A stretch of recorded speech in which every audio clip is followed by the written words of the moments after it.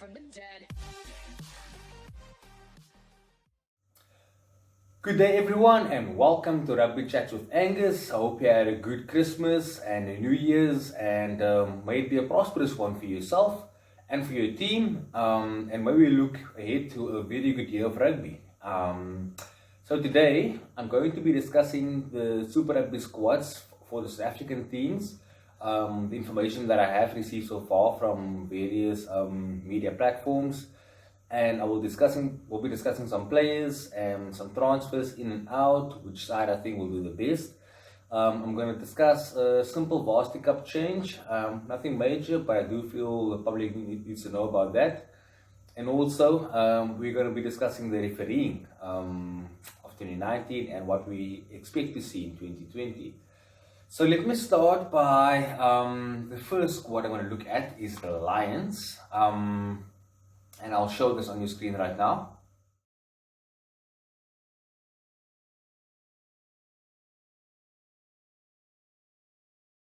Go through some names. So we're going to start with the Lions, and I've made a few notes on my pad here, and the first name that I've underlined is Andy du Plessis. So he'll be returning from overseas to stock up the front row stocks.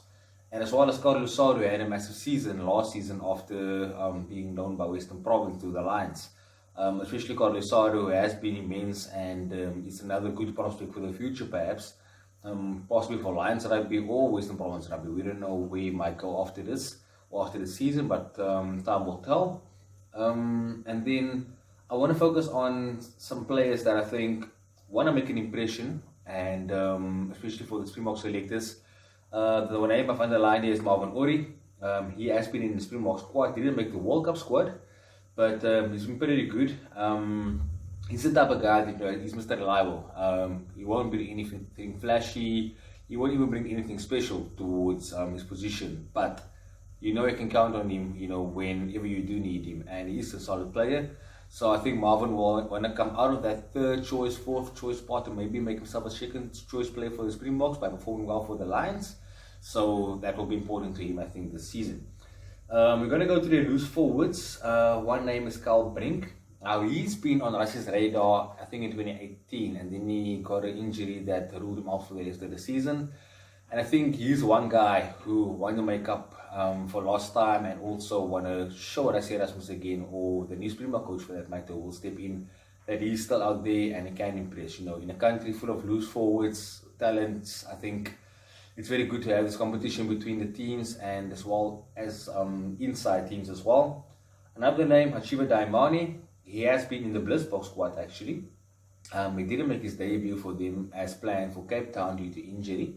But the explosive number 8 that I've seen step wingers before, he will look to have a good season. And the Lions scrum off, Roscoe Nuyer, I think another player that we thought might go to the World Cup a couple of years ago, and then just faded away. Obviously, the rival of Herschel Yankees, Faf de Klerk being so good, as well as Kobus Reinach has ruled him Roscoe Nuyer out, and then Andre Warner made the move from the Bulls to join the Lions, and he will look to get more game time as opposed to what he got at the Lions as well, or at the Bulls for that matter. Another name I've highlighted is Wandisile Semilani, the big bulky center with the good footwork. He will look to further impress on going on the season as he has in the last season or two. And on their wings, Theon Pienaar has been very impressive in the Currie Cup last year, as well as Tyrone Green at fullback. And I do feel both will have a stellar season ahead and will want to make a big impression. I was at Newlands when Tyrone Green scored the winning try against Western Province for the Lions, and it was a masterclass from a youngster that's very, very hungry to perform. I'm going to look at the guys that the Lions have lost throughout the season or last season. Malcolm Marx is one guy. He's actually not totally lost to the Lions. He's only on a sabbatical for now, so he will be back in future, but he will be playing in Japan for now. Kwagga Smith, he's also playing in Japan, and Badosh Tambwe went to the Sharks. I think a player that probably should have stayed, but I do understand why he left. He was under Kortons Kosan and also Apiwe Diante. But then again, when he signed, I think for the Sharks, the scandal of the aunties steroid use probably came out already, and I think he would have loved to stay because I think he's going to go to a union where there's two first choice Springboks on the wings. And will it be another case of Leo Linzas who didn't get much game time there? Well, I hope not. Hopefully the Sharks will take them well and give everyone a good run throughout the season. But we'll see. Hopefully it's a good thing for Tambwe going forward to the Sharks, but time will tell in that regard. And then players in Willem Albers, Henry du Plessis, Dan Kriel, Frank Horn, Duncan Matthews on the Bulls. Those are all guys that can, contribute well to the Lions' cause. Next up, I'm going to go to the Bulls, one of the quarterfinalists last year.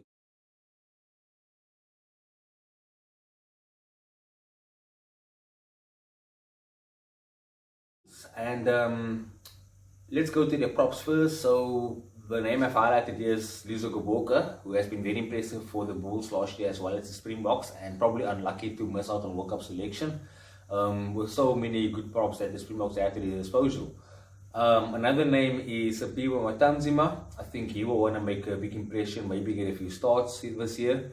Look, when the Super Rugby season started in 2019, I saw this name on the bench for the Bulls, and I was thinking, who on earth is this guy? I had no idea who he was, where he was from, and he simply impressed me throughout his 2019 season. I mean, he's a very, very good ball carrier, he's explosive, he's mobile, and a very good scrummager. I think when the Bulls played against the Sharks in Durban last year, there was a scrum in the match that actually won the game for them, and Matanzima was at the cornerstone of that scrum, winning the penalty to win the game for the Bulls.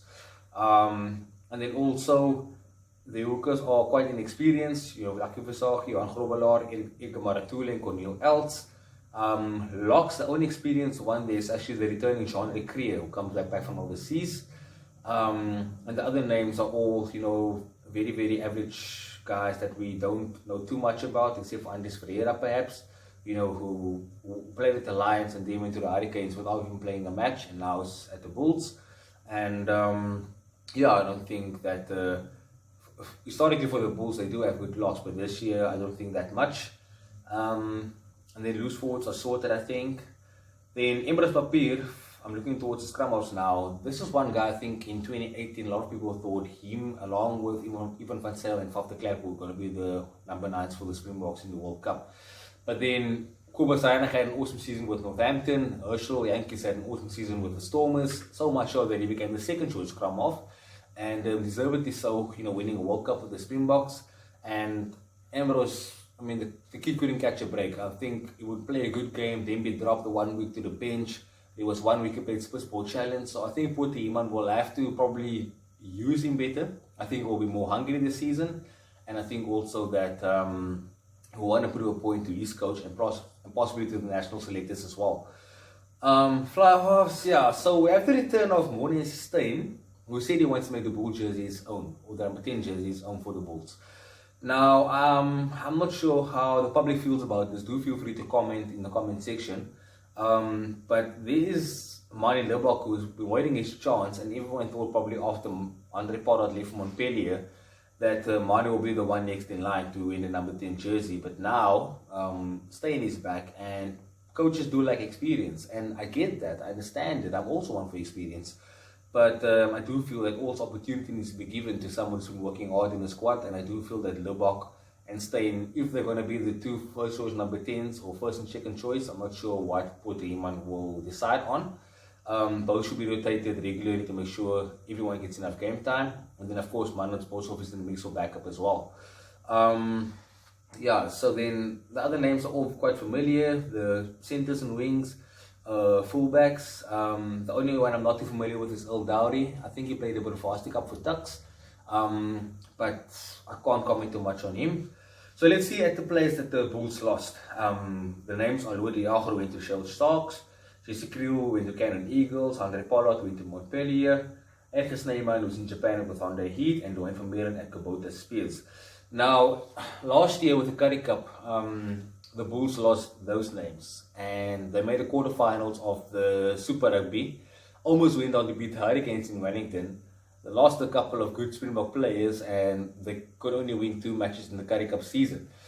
Now, that's sometimes the case where you have a decent coach or have a good coach, but you need the player personnel to back it up. And Potiman lost those 4 or 5 guys, and he just couldn't push too well in the Curry Cup. So it's going to be interesting to see how the Bulls will cope without these guys. Will they adapt to that now? I think Potiman would have learned in last year's Curry Cup as well that he needs to get, he needs to get on without these guys this year. So that's going to be interesting to see how they go as well. So yes, let's look at the next team we're going to be discussing.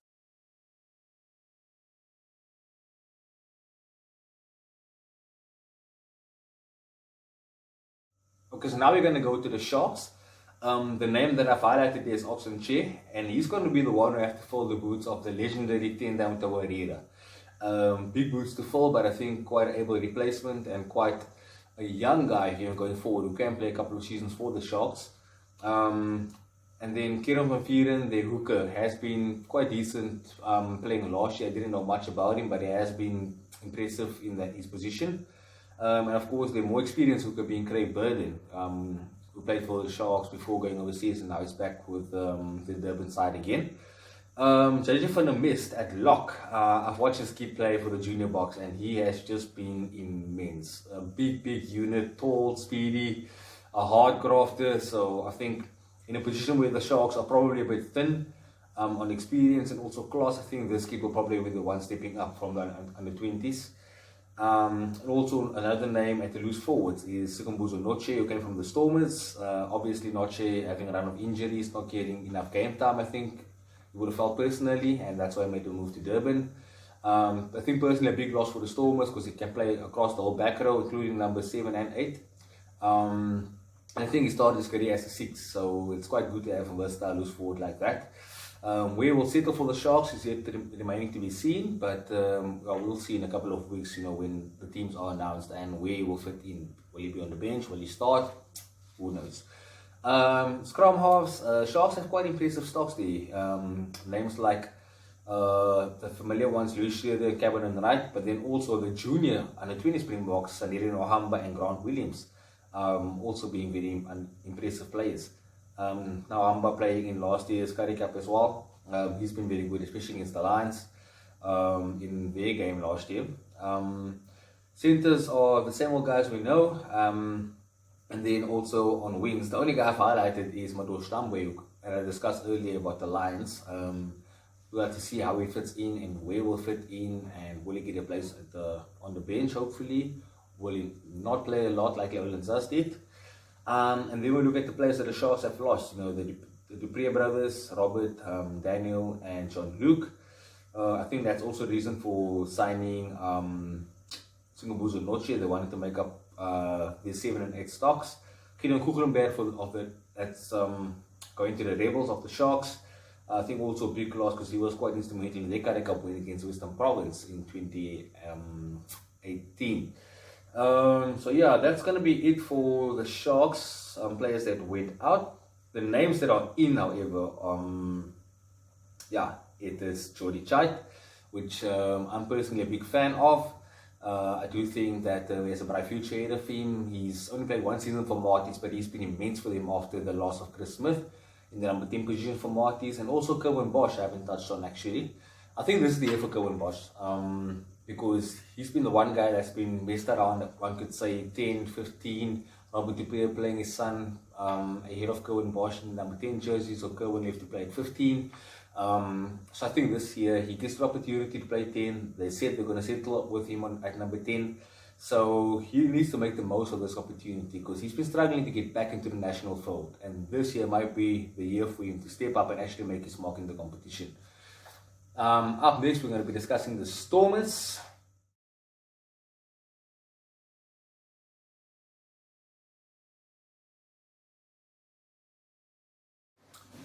And the men from Cape Town, their team is quite settled actually in the forwards.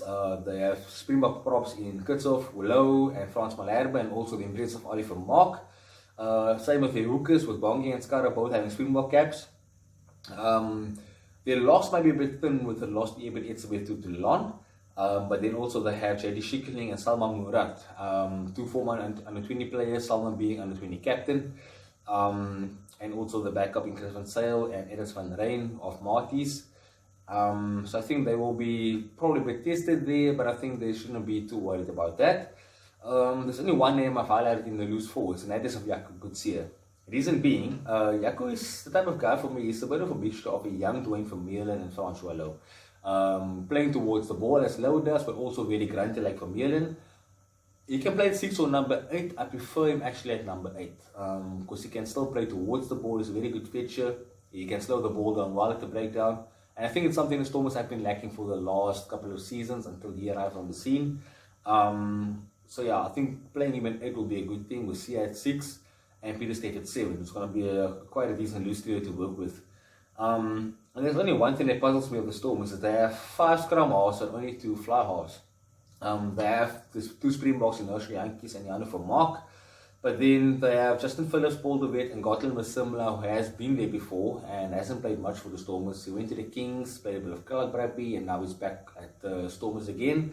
So it'll be interesting to see how they will utilize 5 scrum halves and only 2 fly halves in Damon Williams and John du Plessis, who's quite injury prone at times. So we'll have to see how they go. Centers that are quite thin and inexperienced. The most experienced is Rohan Nel and then du Plessis. And the next place is Chris Pretorius, under 20 prospect, and Matt Moore, who I don't know much about. Wings, they are quite sorted, a few steppers, speeders, and a bit of ground with Edel van der Merwe and Shishle and Zuzula. And then I see Leoland Zas is actually listed as a fullback. He has played there before, but not for the Stormers. He has played there in 2016 against the England Saxons under Johan Ackerman, when Astor Coetzee was the head coach of the Springboks. He didn't do too well, if I remember correctly, in number 15 jersey, but hopefully can adapt to his new position at the Stormers.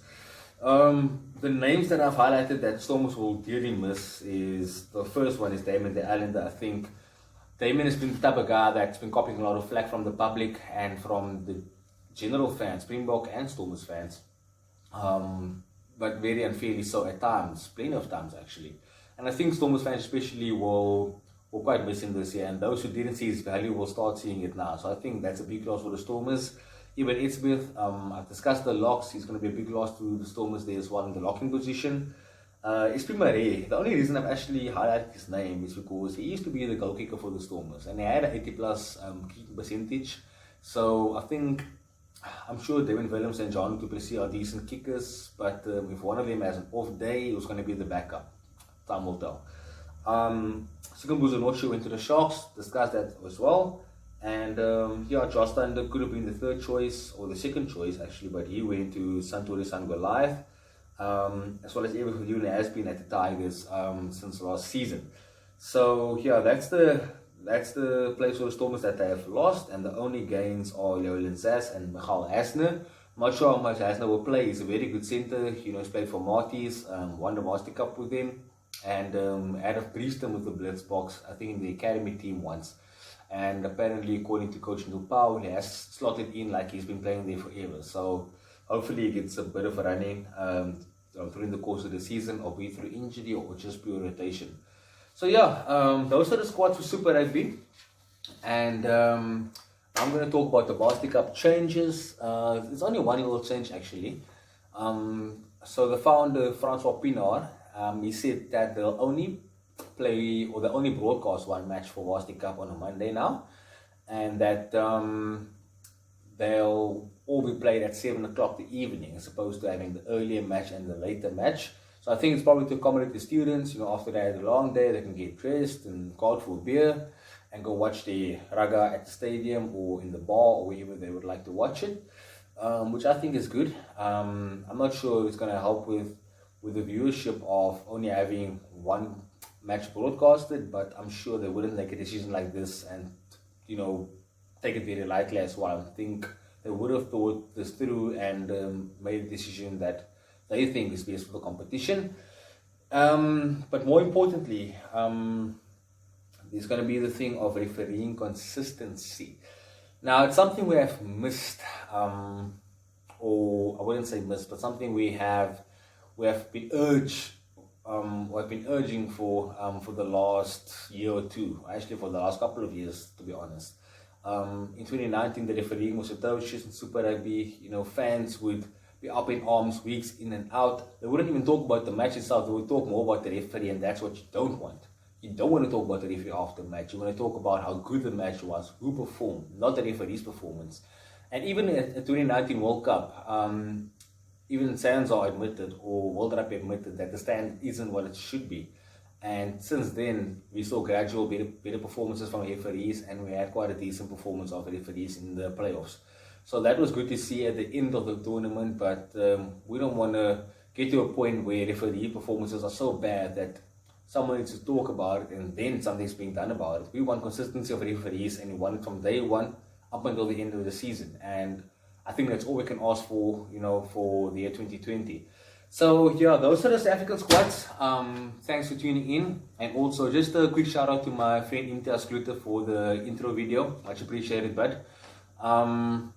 Yeah, I think next I'll be discussing the Aussie sides and the New Zealand sides, and I'll do a separate segment on the Jaguars and Sunwolves, who will be playing in their last, or possibly playing their last Super Rugby season before the competition structure might change in 2021. But thanks again for tuning in, everyone. Much appreciated. Do like, share, subscribe, and yeah, I'll see you guys soon. I probably will be back with another video next week, or even during the week, depending on how busy I'll be, because work starts for me as well personally, and it's time to go back to gym and all that. But I'll try and keep you guys updated on everything, all things rugby. And yeah, have a good day, have a good week, and thanks for the support yet again. Cheers. Back from the dead.